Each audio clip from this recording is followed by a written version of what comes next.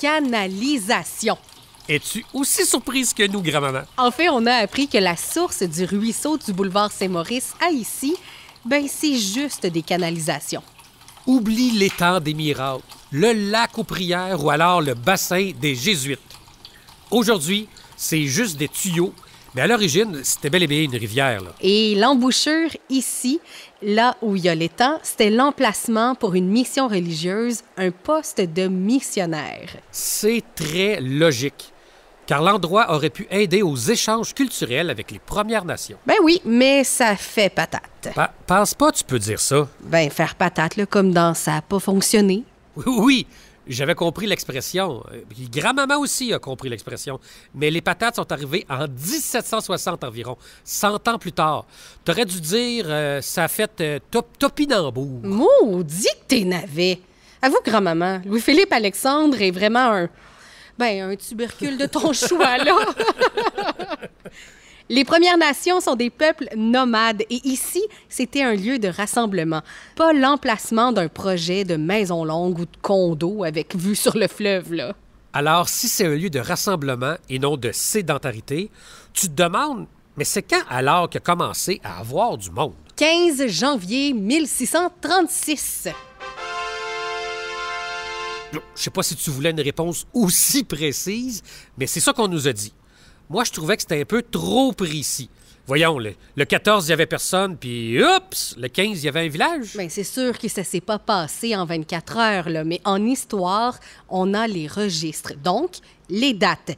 Juste pour te rafraîchir la mémoire, grand-maman, il est arrivé quoi avant 1634?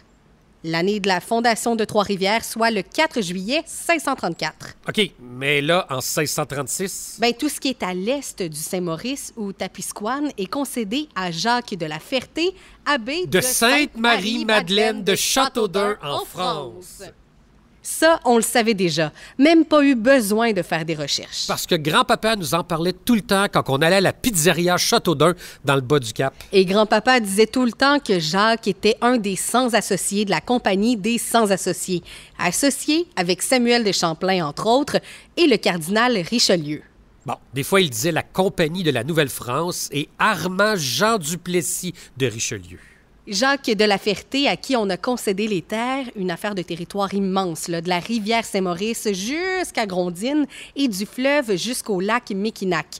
Et avec ces terres, il voulait coloniser le territoire, le peupler, en échange du monopole du commerce. De la fourrure de castor, pour en faire des capelines et des tricornes. Si le commerce de fourrure, lui, allait bon train...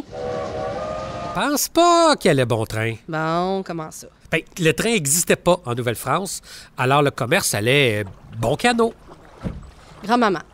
Et seulement, grand-maman, là, le commerce de la fourrure allait à bonne allure, mais le peuplement, lui, du territoire était en jachère. Parce que tu peuples pas un territoire avec juste des voyageurs, des coureurs des bois, des pagailleurs et des hommes qui ont un or à remonter. Et il n'y a aucune madame dans tout ce que tu nommes.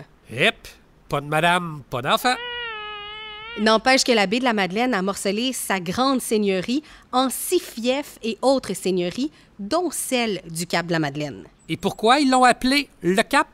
Parce qu'il y en avait un avant, un cap qui s'avançait dans le fleuve. Mais là, quand tu regardes des photos du fleuve, grand-mère, tu te dis, pourquoi il est plus là? Est-ce que la Mauricie a décapsulé sa région? Presque. En fait, le cap était en sable. Fait que la nature a fait son œuvre. Le cap a disparu. Tu te rends-tu compte, grand-maman? Il n'y a pas Trois-Rivières aux Trois-Rivières. Il n'y a plus de cap au Cap. On nous ment depuis 400 ans! Et je sais pas si tu le savais, grand-maman, mais avant 1646, ça s'appelait le Cap des Trois-Rivières.